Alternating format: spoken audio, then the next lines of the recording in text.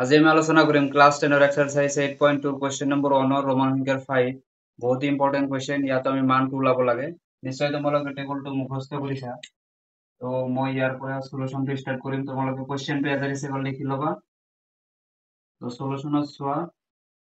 এইটো as it is আমি মানটো লিখিম 5 ৰ লগত cos স্কয়াৰ পূৰণ হৈ আছে গতিকে লিখিব লাগিব 5 পূৰণ cos 60 ৰ মান তোমাৰ কিমান হয় 1/2 যেহেতু cos ৰ ওপৰত স্কয়াৰ আছে তুমি 1/2 ৰ ওপৰতো স্কয়াৰ দিব লাগিব প্লাস 4 into sec স্কয়ার 30 আছে গতিকে 4 into করে দিয়া sec 30 মানে তোমার কিমান হয় 2/√3 যেহেতু sec এর উপরতে স্কয়ার আছে ইয়াতো আমি স্কয়ার দিব লাগিব মাইনাস 10 স্কয়ার 45 10 45 এর মান 2 হল 1 গতিকে 1 এর উপরতে স্কয়ার আহিব হরত ছোৱা কি দিয়া আছে sin স্কয়ার 30 তো sin 30 এর মানটো তোমার কি হয় 1/2 ইয়ার উপরত তুমি স্কয়ার দিয়া যেহেতু sin এর উপরতে স্কয়ার আছে cos স্কয়ার 30 আছে গতিকে ইয়াতে cos 30 মানে তোমার কি হয় √3/2 যেহেতু cos স্কয়ার আছে গতিকে আমি ইয়াতে স্কয়ার দিব লাগিব নিশ্চয় এইখিনি মান বহাব পাৰিছা টেবুলৰ পৰা এজেটিস ধুনিয়া কৰি বহাই লবা তাৰ পিছত চোৱা 5 into ইয়াতে চোৱা 1/2 স্কয়াৰ আছে দুইটাৰ ওপৰত তো 1 স্কয়াৰ মানে কিমান আহিব 1 2 স্কয়াৰ মানে কিমান আহিব 4 প্লাস 4 into এইটো চোৱা 2 স্কয়ার মানে কিমান হ'ব 4 √3 এর উপরে তো স্কয়ার আছে তার মানে কিমান পাবা তুমি অনলি 3 স্কয়ার √, ক্যান্সেল হবো মাইনাস 1 স্কয়ার মানে কিমান আহিব 1 হরত ছোৱা 1 স্কয়ার মানে কিমান হবো 1 2 স্কয়ার মানে কিমান হবো 4 প্লাস আছে প্লাস লেখা স্কয়ার √, ক্যান্সেল হবো থাকিব কি অনলি 3 লব তার হরত ছোৱা 2 আছে 2 স্কয়াৰ মানে কিমান আহিব 4 ঠিক আছে এতিয়া ছোৱা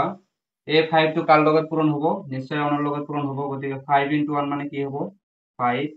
আৰু হরত তোমার কিমান থাকিব 4 প্লাস আছে প্লাস লেখা 4 into 4 কৰা তুমি কিমান পাবা 16 হরত কিমান থাকিব 3 থাকিব মাইনাস কিমান আছে 1 এতিয়া হরত ছোৱা মানে তলত কি আছে আৰু দুটা ফ্ৰেকশন আছে ইয়াতে তুমি কি দেখা পাই আছা 1/4 plus 3/4 ইয়াতে দুটা ফ্ৰেকশন আছে তো তুমি এলসিএম লোৱা কিমান আহিব হৰ যেহেতু আমাৰ সেম তোমালোকে এলসিএম টো লব পাৰিবা 4 আহিব এলসিএম ইয়ার উপরের লব বিলাক আমার কি হবে প্লাস 1 প্লাস কি হবে 3 হবে এই দুইটার পর আমি কি লইছো ফ্র্যাকশন টু দুইটা ফ্র্যাকশনের পর আমি লসাগুটো লইছো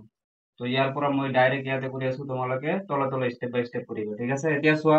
5/4 আছে প্লাস 16/3 মাইনাস 1 বাই কি আছে 1 এই ক্ষেত্ৰত যদি আমি লসাগুটো লও কিমান আহিব 4 3 যা তোমাৰ কিমান আহিব 12 গতিকে আমাৰ লসাগুটো কিমান আহিব 12 আহিব ঠিক আছে লোৱাৰ পিছত লসাগু আহাৰ পিছত চোৱা আমি কি কি কৰিব পাৰো যেহেতু 5/4 আমি প্রথম অবস্থায় চাব লাগিব এই 4 দিয়ে তুমি 12 হরণ করা কিমান বার যাব 3 বার যাব এই 3 দিয়ে তুমি 5 পূরণ করা তো 3 into 5 করলে তুমি কিমান পাবা 15 পাবা ঠিক আছে নেক্সট প্লাস আছে প্লাস চিহ্ন দি লোৱা ইয়াতে আছে কি 16/3 এই 3 দিয়ে তুমি 12 হরণ করা কিমান বার যাব 4 বার আৰু সেই 4 দিয়ে 16 মাল্টিপল কৰি দিয়া তো এতিয়া চোৱা 4 6 যা তোমার কিমান হবো 24 ইয়াতে 2 তোমার ক্যারি হবো নেক্সট 4 into 1 মানে 4 আর 2 মিলে তোমার কি হবো 64 ক্লিয়ার নেক্সট আছে মাইনাস মাইনাস এডিস লেখা এই 1 এর তলত যেহেতু 1 আছে গতিকে 12 দিয়ে ডাইরেক্ট তুমি 1 মাল্টিপল করা তুমি কিমান পাবা 12 পাবা এতিয়া হরত যদি আমি লক্ষ্য কৰো মানে তলত যোনটো আমাৰ ফ্ৰেকশন চলি আছে 1 প্লাস কি আছিল 3 মানে কিমান হ'ব 4 তো 4 বাই কি হ'ব তোমাৰ 4 এতিয়া চোৱা 4 4 obviously ক্যান্সেল আউট কৰিব পাৰিবা থাকিব কিমান 1 তো হৰত যোনটো আমাৰ 1 আছে এইটো 1 আমি সাধাৰণতে নেলিখো হয় নে নহয় গতিকে এইখিনিৰ মান আমাৰ নাইকিয়া হৈ গ'ল ঠিক আছে ক্যান্সেল আউট কৰি তো ওপৰত এইবিলাক তুমি প্লাস কৰি দিয়া 15 প্লাস তুমি কি কৰা 64 কৰা তো 5 আৰু 4 মিলে তোমাৰ কিমান হ'ব 9 আৰু ইফালে চোৱা 6 আৰু 1 মিলে তোমাৰ কিমান হৈ আছে 7 তো 79 মাইনাস কি হ'ব তোমাৰ 12 ওভার তোমার কি থাকিব 12 থাকিব হয় না আমার হরত তোমার কি আছে 12 আছে ইয়াতে তো 79 এর পৰা তুমি 12 মাইনাস কৰা 7 থাকিব হয় না তো 7 লিখা আৰু ইয়াতে চোৱা 7 এৰ পৰা 1 গলে কিমান থাকিব 6 আৰু তলত তোমাৰ কিমান থাকিব 12 তো এইটো আমাৰ কাৰণে কি হ'ব ফাইনাল আনসাৰ